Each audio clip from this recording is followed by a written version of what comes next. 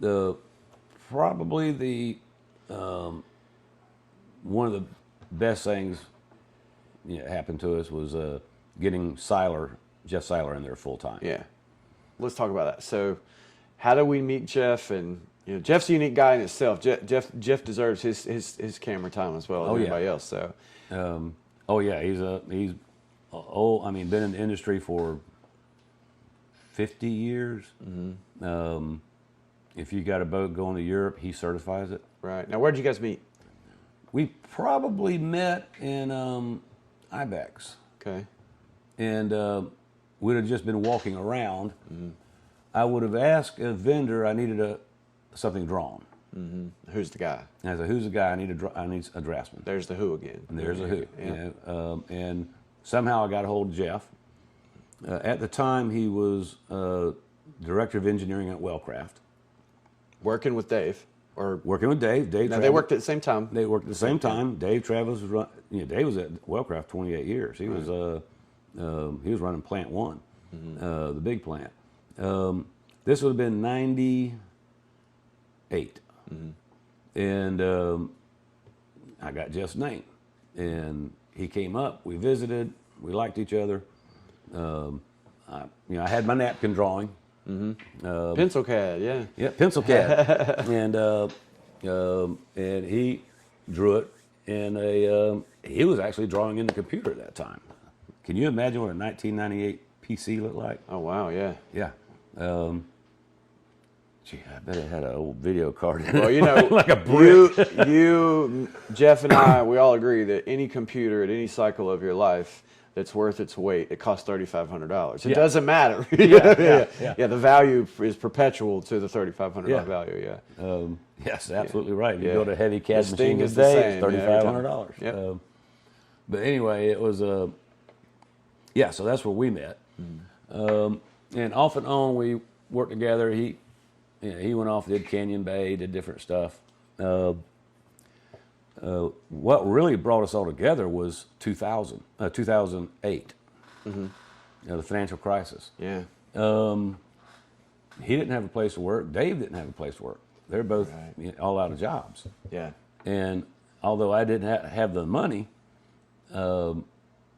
I thought, this is the time to get the right people to get around me. It's your opportunity, absolutely. And just going to have to do whatever it takes. Yeah, figure it out. Yeah, which is, if I don't have enough money to pay all of us, then I don't pay me. Yep, been there. And then pay them.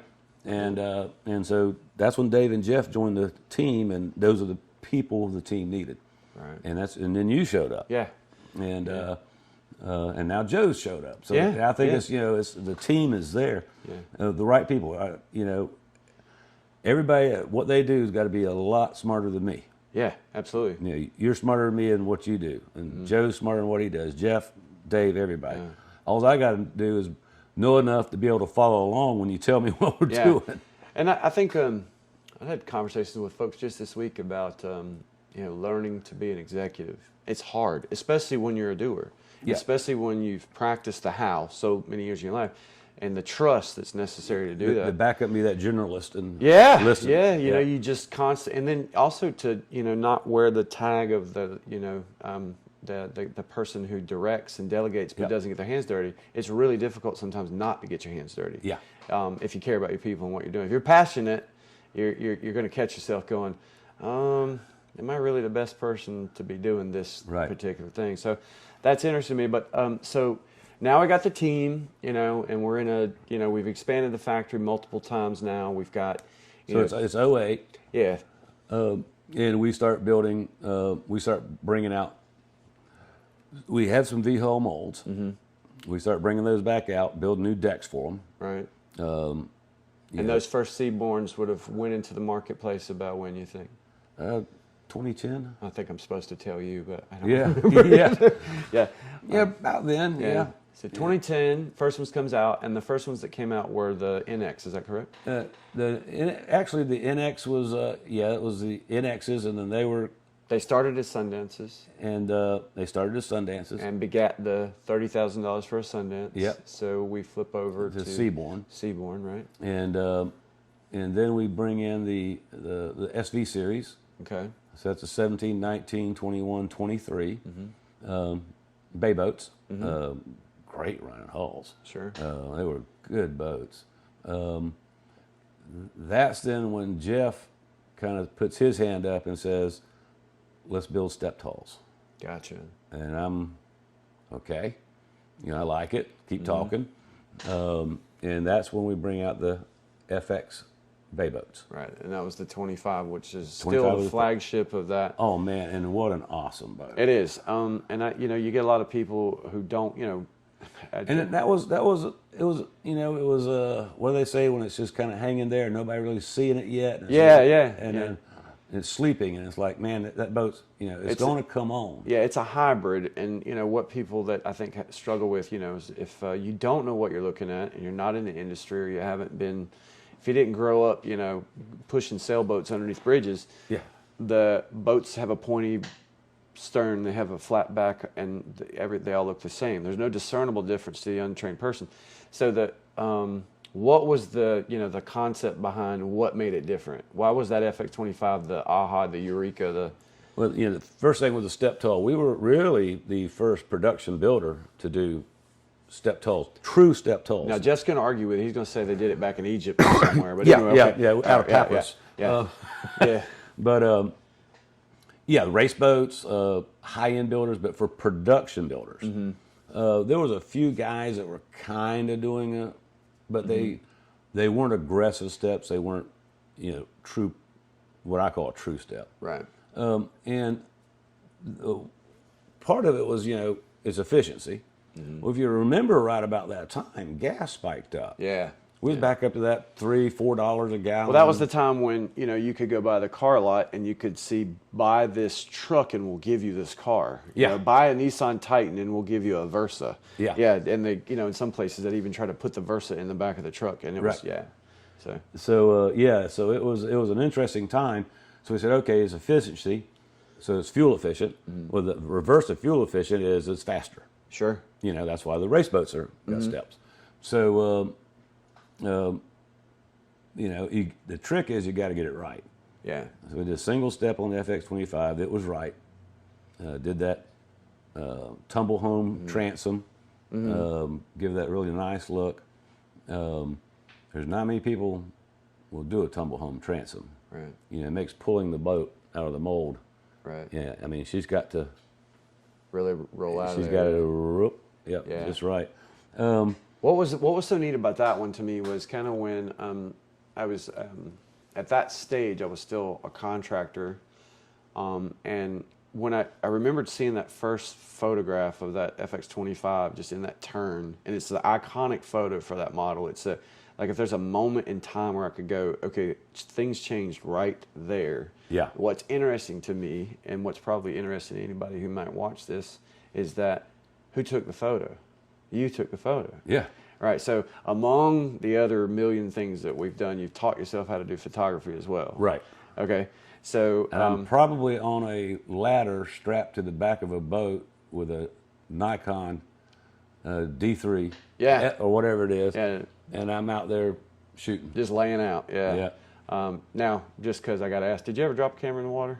No, I always said that if I'm going in the water, I'm throwing the camera at you. You better catch it. I got you. I float. I got you. I float very well. But it's just an amazing photo. The color's right, the water's right. I mean, and it's just a turn. So, who was driving the chase boat?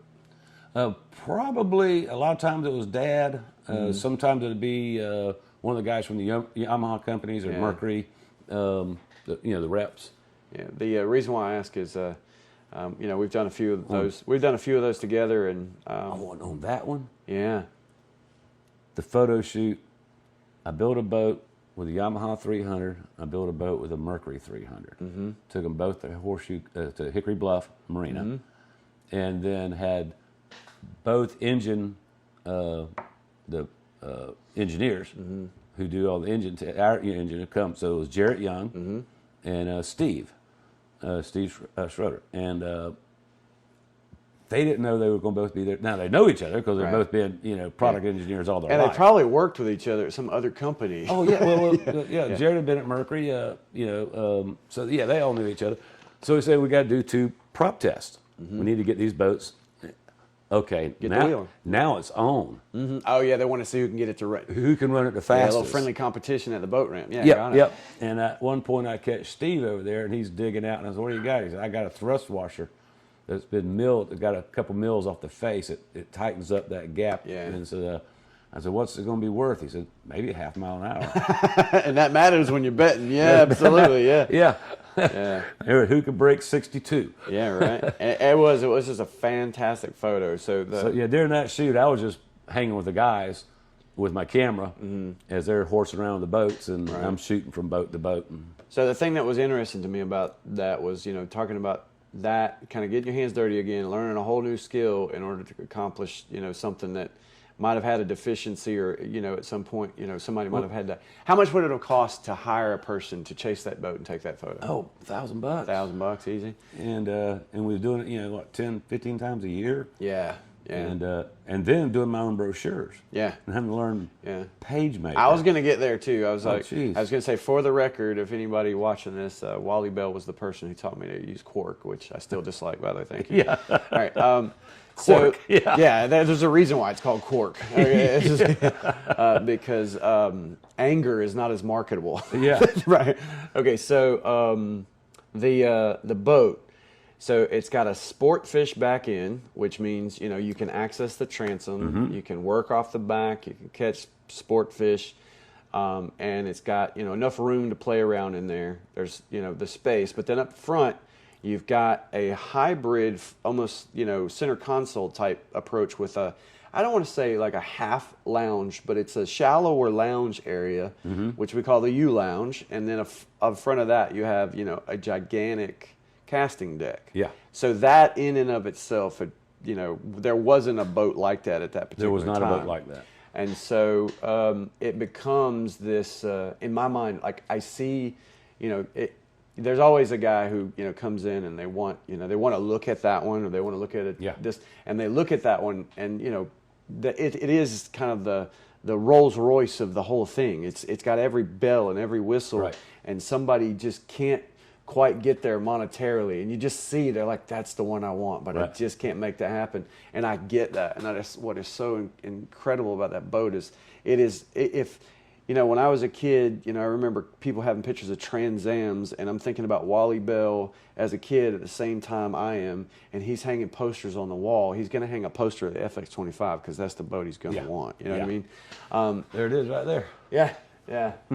So it's awesome. So the step tolls, now we're starting to go north in terms of quality, in terms of pricing, in terms of and changing kind of who we're doing business with as far as dealerships and who they're doing dealerships. So what would you say over the past 10 years has been the absolute, well, let's ask, the first 10 years, what was the most amazing progression technology-wise in the world of boating and building?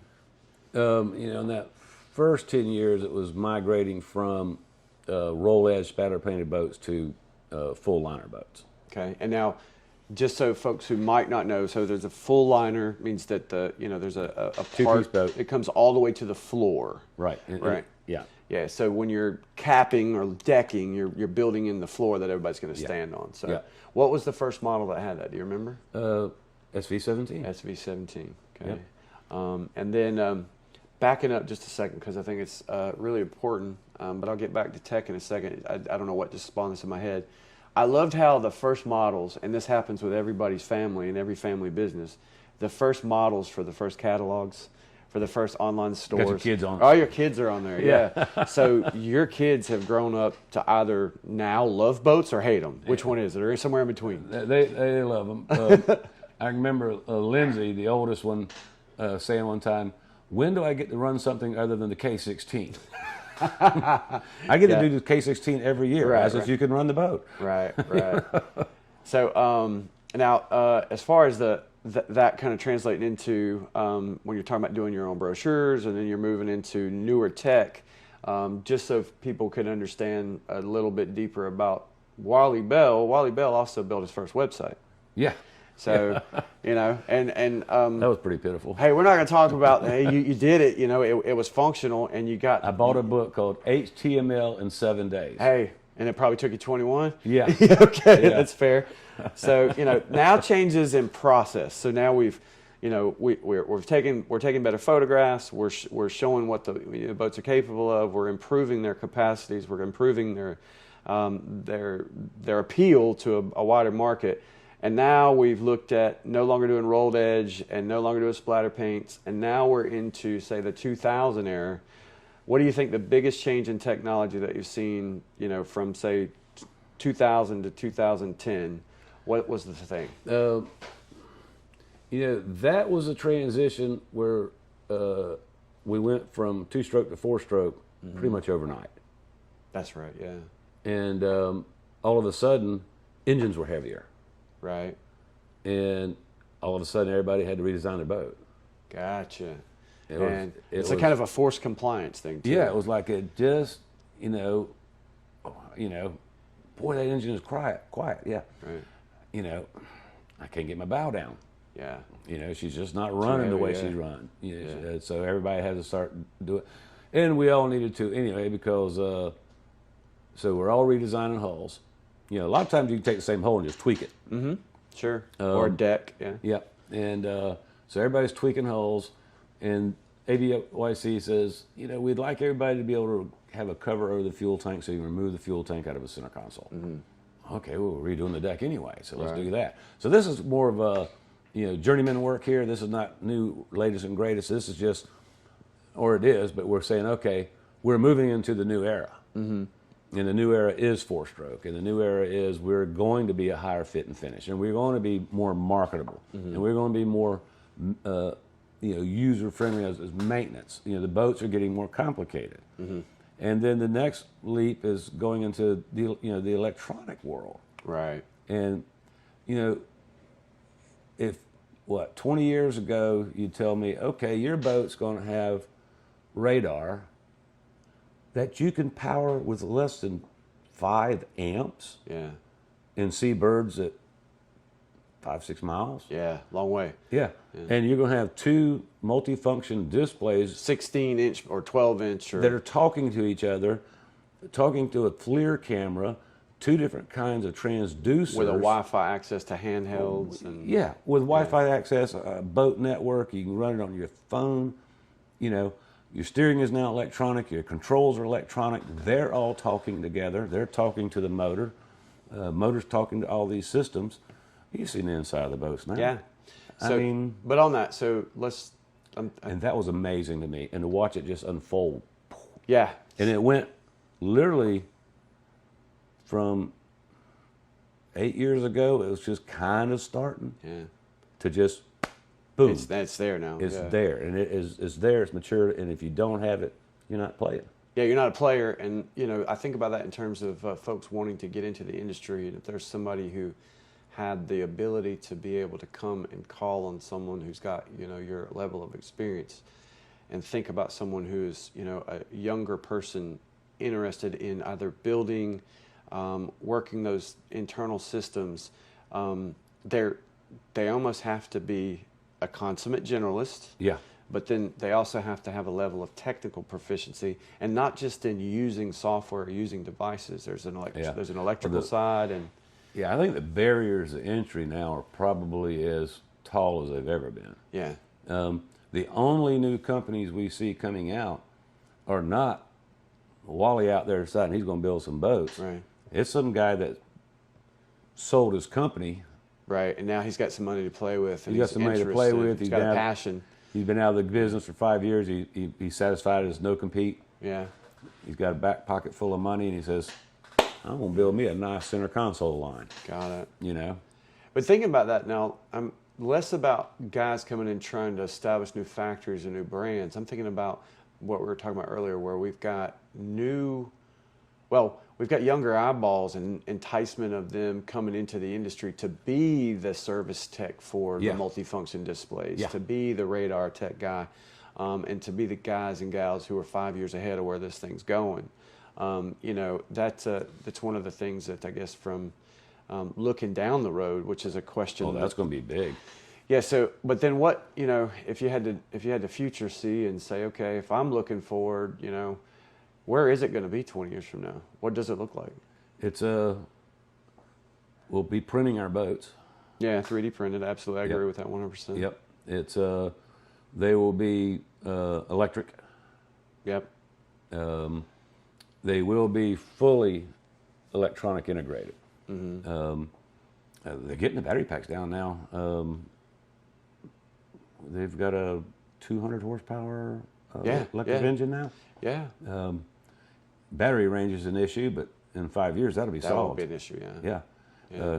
Can you imagine how sweet to get on the throttles of an electric boat? Yeah, with no friction.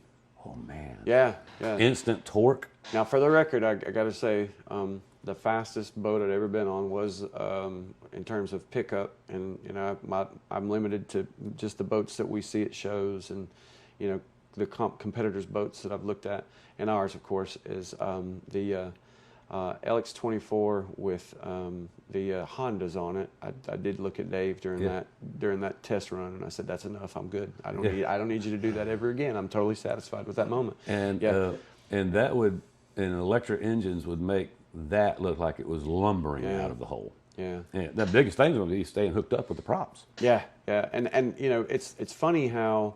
And where's that prop technology go? It's going to go to dual props. Sure. And I mean, we're already seeing it. And what's so interesting to me about that is I think about it in terms of, and I've talked to you a lot about this as people buying a car. There's a perception that when you buy a boat that and I really think unless you've been to a factory, you've been around the industry, I think that specifically first-time buyers, they think that the factories where the boats are built are like Ford. Yeah. And they're like, and there's 10,000 of them being cranked out every day. And then the misunderstanding as to why they cost so much, that's a whole other discussion. But so what is aside from the 3D printing and aside from the electric motors, what does that factory look like?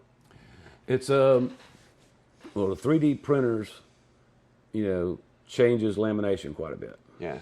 That goes from that hand glass work. If we can get AI enabled robotic gel coaters. Okay. And if we're printing our boats, then that goes to computer operators. That goes to guys, techs that are running these machines. Back to engineers and folks who are good at geometry and what is that? The joke we say, "I good at math." Yeah. Yeah, I good at math. Yeah. I don't think the front changes. Yeah. Significantly because it's still going to be. You still got to hand build the parts. It's absolutely. But in terms of the front end. If we're talking about the front end, and this is just assembly, my take on it, in terms of I think you're saying front public facing. Oh yeah. The public facing, I guess it's a question for you. Do you agree?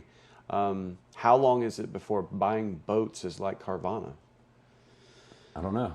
I mean, they say that the marine industry is how many years behind automotive? 10 in terms of tech, and then RV is what behind that. So. That daisy chain of technology and adoption. It was funny to me, when I just can't wait till I can get an electric boat, be running 45 miles an hour, hear no engine, nothing but the hull slap, and just like, how cool is that going to be? Well then, then some regulatory agency will require you to have some kind of engine noise so that the manatees and the dolphins can get out of the way. That happens in the battery powered cars now. It's a fascinating sound, but. So you've got a battery-powered boat, you've got a 3D printed hull, you've got a sales process that works like purchasing a car, where people are pre-qualified for loans and they get to see the models they want, what they can afford, and then from there, at that point, do you see a large-scale reduction of manufacturer because of that? We've been predicting consolidation. For 20 years. For 28 years. Well, my take on it, and my take on it had always been, the reason when you look at that list of manufacturers in Boat Trader, is you can tell that there was, and I don't mean this the way it sounds, there was no gigantic money involved, because if there was gigantic money involved, the builders would be Toyota, GMC, right? So. No, it's, you say you take a successful, top 20 boat builder, and you go, okay, gross revenue, about the same as 2 Walmarts, Yeah. The stores. Yeah. 2 Walmart superstores. I did read an interesting article one time that said the general manager of a Walmart supercenter is basically the same as a person who is running a small publicly traded company. Yeah. That's fascinating in and of itself. So, okay. So we covered changes in the industry, changes in the tech. So, all right, now, as a guy who has clearly been very open-minded, right, and has always been a student and has never been afraid to learn or adopt something new, and was also recognize what you're good at, what you're not good at, and the times when you had to learn something because there wasn't a who, and you had to do the how, you figured out how to do the how. So now, changes in mindset for the industry, what's going to happen in terms of the old guard, you know?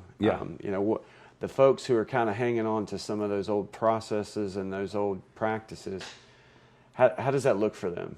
They go away. They adapt. Yeah. And it doesn't sound as bad as it is if we go back and you look at the names of the boats that were around 30 years ago, and most of them are no longer there. Right. And then you go back 40 years or you come forward 20. A lot of boat companies they play out their time. Right. And they never reach that critical mass.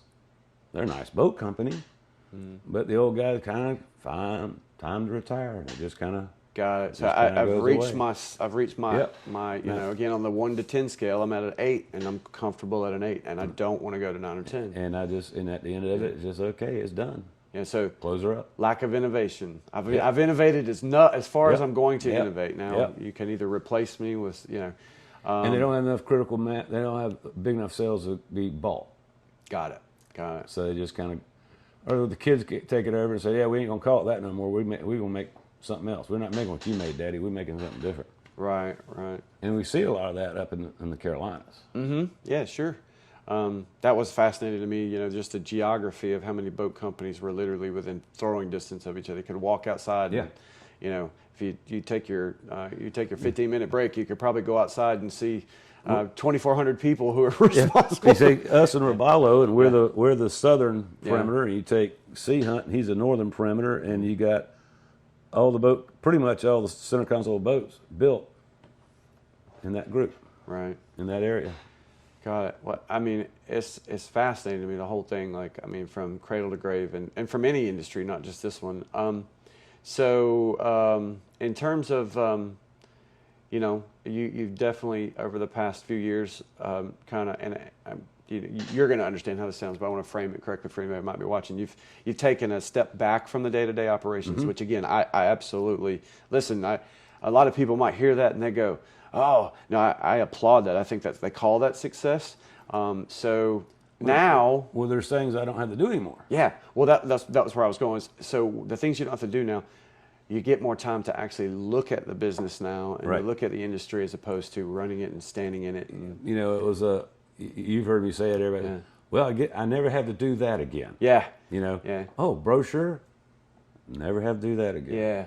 So the question that I have kind of on that... And I've been shoving that stuff away for 5 years now. That change in mindset now, thinking about that, so this is going to sound like a weird question. So how many new webinars on new topics have you attended since you've taken that step back?